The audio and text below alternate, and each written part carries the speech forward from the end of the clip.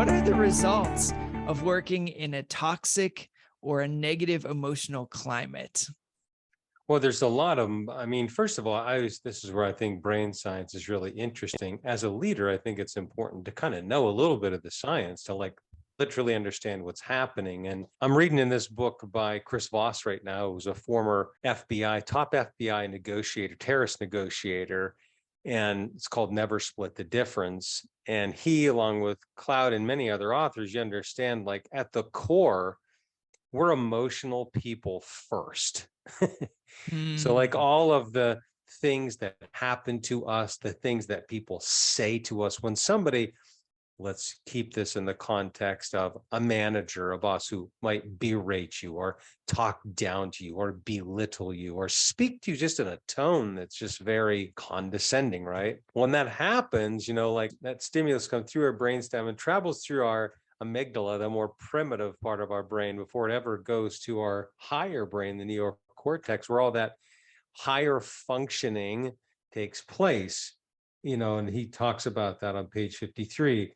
The upper brain, he calls it, higher cognitive capacities such as logic, judgment, creativity, problem solving, advanced forms of thinking, working memory, planning, all the stuff you need to do good work, right? And so like when that happens, it kind of severs that connection. And now you're going into self-protection, the classic fight, flight, or freeze. Like literally the blood flow goes away from your brain to the extremities to where you're just like a cornered animal, and you feel threatened. And so at a subconscious level, your brain is going into overdrive. I mean, it sounds kind of primitive, but it is, to keep you alive, to deal with that threat or that perceived threat, which in this case would be that manager or person, that is treating you this way. And so there's no higher functioning going on at this point. You're just in self-protection. And so all that gets shut down. But, what are the results of that?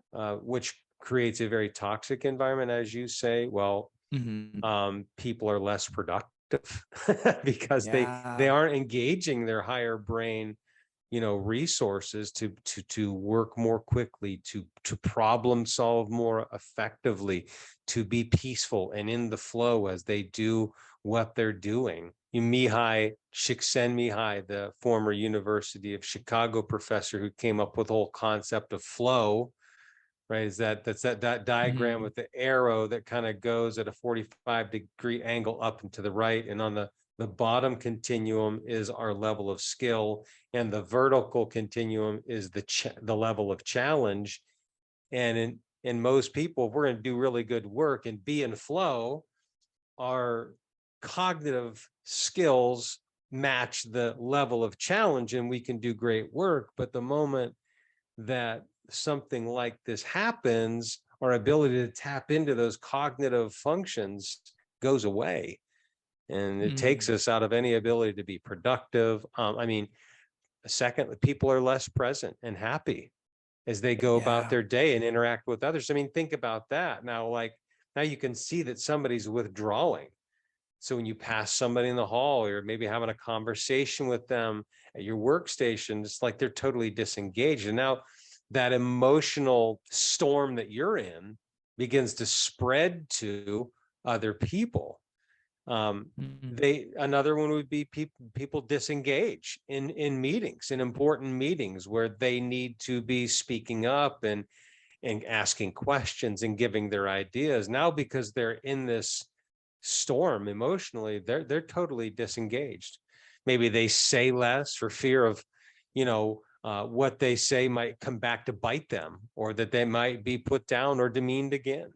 Or maybe you're the type of person that would exhibit, I used to do this, I'll be honest, passive aggressive behavior is one of my really unhealthy go-tos, where it's like the story of the little kid who says, when his mother tells him to sit down, and he sits down and he tells his mother, he said, "Mommy, I'm standing up on the outside, but or she told him to stand up. He said, I'm standing up on the outside, but I'm sitting down on the inside, and so like, as adults, we're just big kids, let's face it, and so it's Yeah. my way of saying I'm protesting by showing you through my body language that I am completely disengaged, and I'm going to make you feel I'm going to make you pay for how you treated me by my passive aggressive behavior.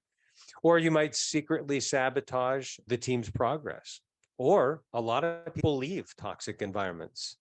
So you lose good people when you continually treat people this way and create this environment of toxicity. Good people will never stay. Healthy people never stay in an environment like that indefinitely.